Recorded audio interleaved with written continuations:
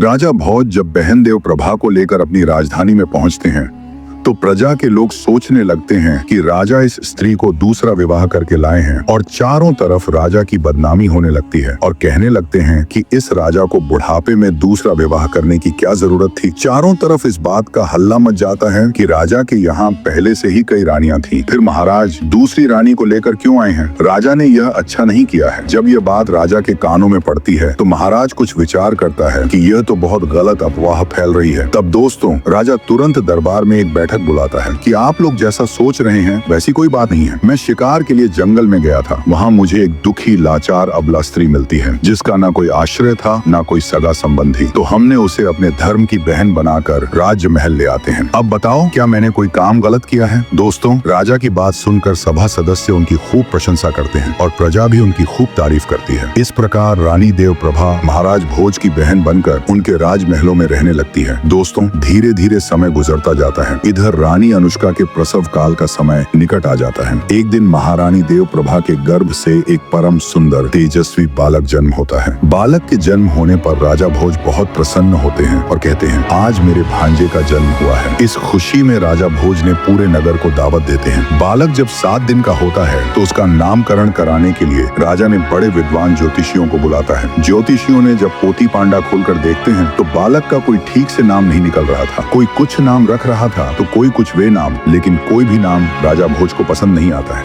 अलग अलग नामों को सुनकर राजा भोज बड़े क्रोधित होते हैं। तब दोस्तों राजा भोज अपने सेनापति को आदेश देता है कि इन समस्त ज्योतिषी को जेल में डाल दिया जाए। यह व्यर्थ में पोती लेकर घूमते रहते हैं, ये कुछ नहीं जानते हैं। राजा के आदेश पर उन ज्योतिषियों को जेल में डलवा दिया जाता है। उसके बाद राजा यह आदेश देते हैं कि जो कोई मेरे भांजे का सही नाम रखेगा मैं उसे मुंह मांगा इनाम दूंगा। राजा की घोषणा सुनकर कोई भी ब्राह्मण उस बालक का नामकरण करने के लिए नहीं होता है, क्योंकि वह जानते थे कि यदि नाम सही नहीं निकला तो राजा जेल में डलवा देंगे। दोस्तों एक दिन एक बूढ़ा ब्राह्मण उसी राज्य में घूमता हुआ आ रहा था। तभी मार्ग में कुछ सिपाहियों ने ब्राह्मण को देखकर सोचने लगते हैं यह ब्राह्मण कौन है? यह हमारे महाराज के भांजे का नामकरण संस्कार कर सकता है, क्यों ना इसे लेकर के महाराज के पास चलना चाहिए। उन सभी जाकर उस ब्राह्मण से कहते हैं हे ब्राह्मण देव, हमारे महाराज के यहाँ एक पुत्र का जन्म हुआ है और उसका नामकरण संस्कार आपको करना है। परंतु ध्यान रहे अब तक महाराज हजारों ब्राह्मणों को जेल में डाल चुके हैं, क्योंकि कोई भी ब्राह्मण सही जन्म कुंडली तिथिवार मुहूर्त निर्धारित नहीं कर सका है। तब दोस्तों वह ब्राह्मण बोलता है चलो आज मैं महाराज के पास चलता हूँ, और वह उन सैनिकों के साथ महाराज के दरबार में आ जाता है, जो उसका स्वागत करता है, बैठने के लिए उचित आसन देता है। उसके बाद राजा